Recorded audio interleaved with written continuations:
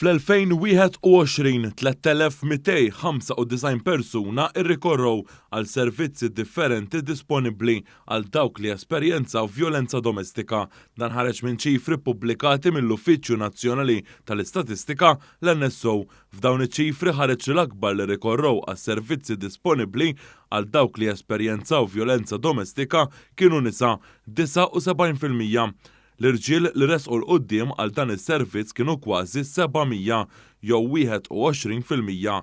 Ħareġ li fl-2021 l-aktar servizzi li rikorrow għalihom kienu id-Domestic Violence Unit fih dan l-Aġenzija Support fejn b'kollox iddaħħlu aktar minn 2400 każ u għand il-Pulizija fejn kien hemm aktar minn 1900 każ.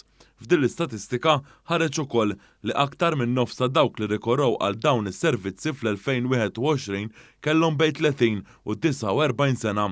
Ħareġ ukoll li l-maġġoranza dawk li resqu l-qudiem huma Maltin u jammontaw għal aktar minn 85%.